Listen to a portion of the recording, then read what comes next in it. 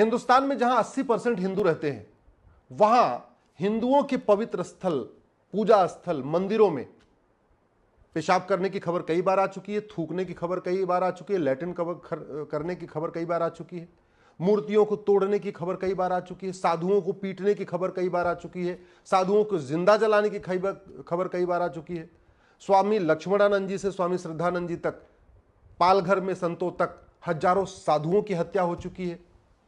और अब जो सबसे बड़ी खबर आ रही है कि भारत के सबसे बड़े मंदिर, जहां सबसे ज्यादा भक्त जाते हैं दर्शन करने के लिए, तिरुपति बालाजी मंदिर, वहां पे जो लड्डू बांटा जाता है, जो लड्डू दिया जाता है भक्तों को, उसमें गाय की चर्बी है, सूअर की चर्बी है, मछली की चर्बी है।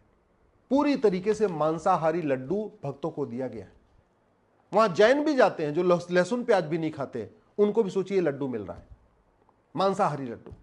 और उसके बाद भी शांति है। मीडिया वाले चर्चा कर लिए, खत्म। एंकर अपना काम कर लिए, खत्म। जो लोग पैनल में आए वो भी अपनी बात कह के खत्म। किसी ने ये नहीं बताया कि भैया इतना हो क्या रहा है, आगे दोबारा चर्बी न मिलाया जाए, उसका समाधान क्या है, ये जो चर्बी क्यों मिलाया गया, इसका मूल कारण क्या है, अस्थायी समाधान क्या, इस पर कहीं चर्चा नहीं।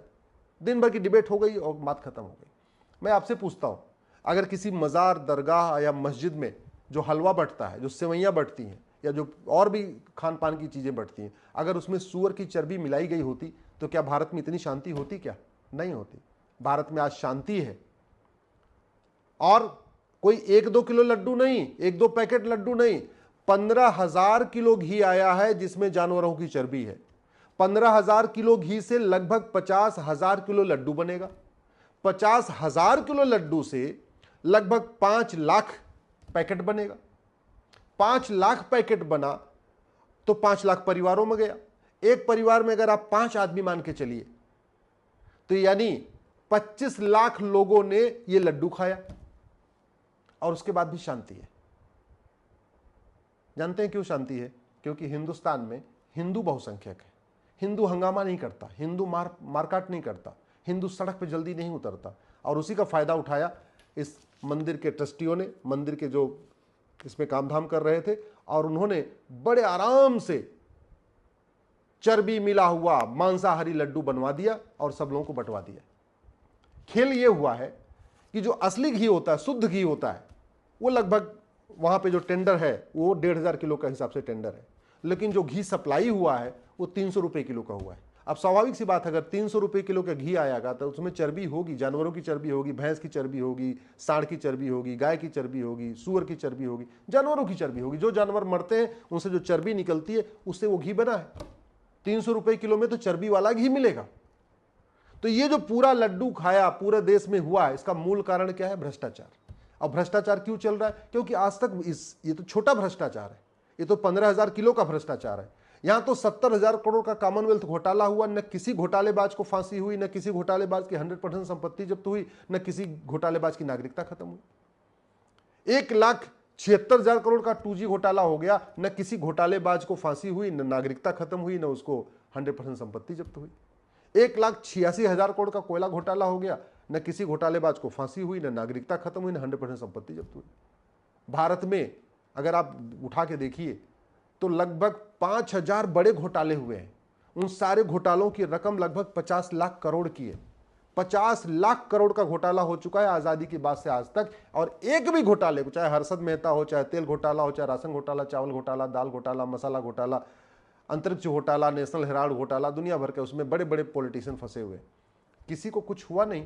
इसीलिए तिरुपति बालाजी मंदिर के जो ट्रस्टी थे उन्होंने लड्डू में खेल कर दिया, और 1,500 किलो, जो 1,500 रुपए 1 किलो वाला घी, 1 किलो घी की जो कीमत 1,500 रुपए होती है, उसकी बजाय उन्होंने 300 रुपए किलो वाला घी यूज कर दिया। और स्वाभाविक सी बात है, वो तो मांसाहारी घी होगा। मैं बार बार कहता हूं, सनातन संस्कृति, सनातन धर्म के लिए सबसे बड़ा खतरा है ये घटिया शिक्षा व्यवस्था और घटिया कानून। न शिक्षा में संस्कार है, न कानून का खौफ है। शिक्षा में संस्कार होता तो तिरुपति मंदिर के ट्रस्टी भक्तों के साथ इतना बड़ा धोखा नहीं करते। और मान लीजिए शिक्षा में संस्कार नहीं भी होता, अगर कानून का खौफ होता तो भी नहीं करते। जैसे अरब देशों में, दुबई में, कुवैत में बहुत अच्छी शिक्षा नहीं है, वहां पे शिक्षा में बहुत संस्कार नहीं है, लेकिन कानून इतना है कि अगर मिलावटखोरी किया तो फांसी हुई, कालाबाजारी किया तो फांसी हुई, भ्रष्टाचार किया तो फांसी हुई। तो वहां कानून के खौफ के कारण लोग ठीक से रहते हैं। सिंगापुर, जापान, डेनमार्क, न्यूजीलैंड में क्या है, शिक्षा में संस्कार भी है, कानून का खौफ भी है, तो वहां भी लोग सब अपना ईमानदारी से काम करते हैं। इसलिए मैं बार बार कहता हूं कि अगर भारत की संस्कृति को बचाना है, हिंदू सनातन संस्कृति को बचाना है, तो हमें कालाधन, हवाला, भ्रष्टाचार के खिलाफ कठोर कानून बनाना पड़ेगा और जो वर्तमान मैकाले मिशनरी मदरसा एजुकेशन सिस्टम, इसको बदलना पड़ेगा। गुरुकुल शिक्षा व्यवस्था लागू करना पड़ेगा और यह संविधान इसकी इजाजत देता है। पता नहीं लोग संविधान की व्याख्या कैसे कर रहे हैं। अरे संविधान का आर्टिकल 28 कहता है कि आप रिलीजियस किताब नहीं पढ़ाएंगे। रिलीजियस किताब का मतलब बाइबल, कुरान नहीं पढ़ाएंगे। धार्मिक ग्रंथ पढ़ाने में कहां रोक लगाई हुई है? हमारा वेद धार्मिक ग्रंथ है, रिलीजियस किताब नहीं है। हमारी भगवत गीता धार्मिक ग्रंथ है, रिलीजियस किताब नहीं है। हमारे रामायण धार्मिक ग्रंथ है, रिलीजियस किताब नहीं है। हमारे जितने उपनिषद हैं वो धार्मिक ग्रंथ है, रिलीजियस किताब नहीं है। लेकिन हम रिलीजन को धर्म मान के बैठे हुए हैं, धर्म और रिलीजन को हमने डिफाइन ही नहीं किया और नतीजा ये हुआ कि हम वैदिक एजुकेशन सिस्टम लागू करने में 10 बार सोच रहे।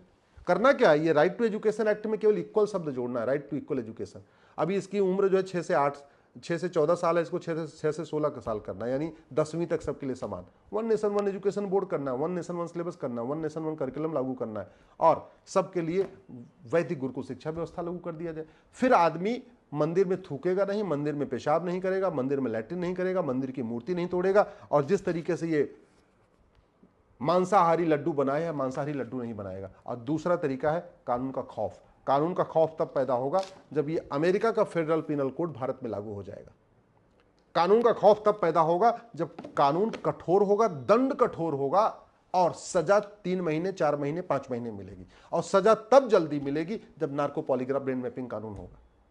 भ्रष्टाचार, कालाधन, हवाला तब खत्म होगा जब 100 रुपए से बड़ी नोट बंद होगी। एक चीज अच्छी तरीके से समझ लीजिए, जितनी बड़ी नोट होती है उतना ज्यादा कालाधन, हवाला, भ्रष्टाचार होता है। जितनी बड़ी नोट होती है उतना ज्यादा कालाधन, हवाला, आपका अराजकता होती है। और भ्रष्टाचार के कारण केवल आपका धर्म ही खराब नहीं हुआ। सच्चाई है कि भारत में जितने सनातन के खिलाफ चुनौतियां, उनका भी मूल कारण भ्रष्टाचार है। जैसे घुसपैठ होती है, हमारे लिए बहुत बड़ी चुनौती है। 5.5 करोड़ घुसपैठी आ चुके हैं। कैसे आते हैं? बॉर्डर पे 2000 दिया, अंदर आया, 2-2 हजार रुपए में ration card, Aadhaar, driving licence, voter ID, birth certificate, passport सब कुछ बनवा लेते हैं।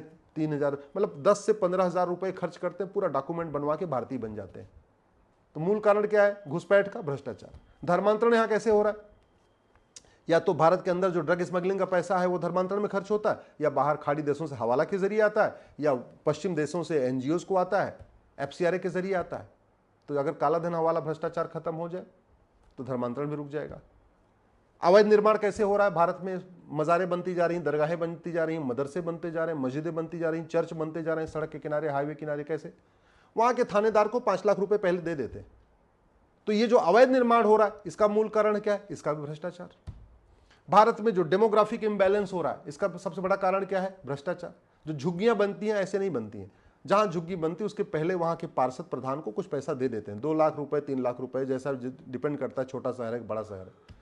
अगर पूरे देश में, चाहे हिमाचल में अवैध निर्माण हो रहा है, चाहे कश्मीर में अवैध निर्माण होता है, चाहे उत्तराखंड में अवैध निर्माण होता है, जहां जहां अभी हिंदू ज्यादा है वहां पे बहुत बड़े प्लान्ड तरीके से घुसपैठियों को बसाया जा रहा है, अवैध निर्माण किया जा रहा है। क्यों? उसका मूल कारण क्या है? डेमोग्राफी बदलना है। उनको दिखाना है कि भैया हिंदुस्तान अब हिंदुस्तान नहीं है। दिखाना क्या है कि भैया हिंदुस्तान में मंदिर से ज्यादा मस्जिदें हैं और मंदिर से ज्यादा चर्च हैं। ये उनको एस्टेब्लिश करना है। सबसे बढ़िया है जब पूरी दुनिया को आपको दिखाना हो कि भाई हिंदुस्तान कोई हिंदुस्तान नहीं रहा है, हिंदुओं का कोई स्थान नहीं है, क्योंकि यहाँ तो मंदिर से ज्यादा चर्च हैं, मंदिर से ज्यादा मज़ारें हैं, मंदिर से ज्यादा दरगाहें हैं, मंदिर से ज्यादा मस्जिदें हैं। यहाँ पे गुरुकुल से ज्यादा यहाँ पे मिशनरी स्कूल हैं, यहाँ गुरुकुल से ज्यादा आपके पास मदरसे हैं। यही स्टेब्लिश करना होता है। कभी मान लो UN में मैटर जाएगा तो यही तो होगा कि ये हिंदुस्तान हिंदुओं का कैसे हो गया। यहाँ तो मंदिरों से ज्यादा मस्जिद, चर्च है, गुरुकुल से ज्यादा मिशनरी स्कूल है, गुरुकुल से ज्यादा मदरसे। यही स्टेब्लिश करना है। और इसके लिए फंडिंग कहाँ से होती है? या तो कालाधन से होती है, हवाला के जरिए होती है, भारत के अंदर जो फंडिंग होती है, जो बहुत सारा ड्रग स्मगलिंग से पैसा आता है उससे फंडिंग होती है। इसलिए मैं कहता हूँ अगर सनातन संस्कृति को बचाना है, सनातन धर्म को बचाना है, तो 2 काम करना पड़ेगा। भ्रष्टाचार रोकना पड़ेगा, जनसंख्या विस्फोट रोकना पड़ेगा। जनसंख्या विस्फोट तब रुकेगा जो हम दो हमारे दो ना माने, उसकी नागरिकता खत्म। और भ्रष्टाचार तब रुकेगा जब 100 रुपए से बड़ी नोट बंद होगी, 5000 रुपए से महंगे सामान का कैश लेन देन बंद होगा, 50,000 रुपए से महंगी प्रॉपर्टी आधार से लिंक होगी, जुडिशियल चार्टर लागू होगा, साल भर के अंदर मुकदमों का फैसला होगा और भ्रष्टाचार को देशद्रोह घोषित किया जाएगा, जब भ्रष्टाचार को राष्ट्र की सुरक्षा के लिए खतरा घोषित किया जाएगा, जब भ्रष्टाचार को देश की एकता अखंडता के लिए खतरा घोषित किया जाएगा, जब भ्रष्टाचार को ऑर्गेनाइज क्राइम डिक्लेयर किया जाएगा, जब भ्रष्टाचारियों की 100% संपत्ति जब्त करने, उनकी नागरिकता खत्म करने और उनको आजीवन कारावास फांसी देने के लिए कानून बनेगा, तब भ्रष्टाचार रुकेगा। नहीं तो ऐसे ही एक एक घटनाएं होती रहेंगी, तू मैं होता रहेगा, मीडिया डिबेट होती रहेगी, आरोप प्रत्यारोप होते रहेंगे, पॉलिटिकल पार्टी एक दूसरे पर आरोप लगाती रहेंगी, लेकिन भ्रष्टाचार खत्म नहीं होगा। और भ्रष्टाचार अगर खत्म नहीं हुआ तो हिंदू खत्म हो जाएगा, ये मैं आपको लिख के दे रहा हूं।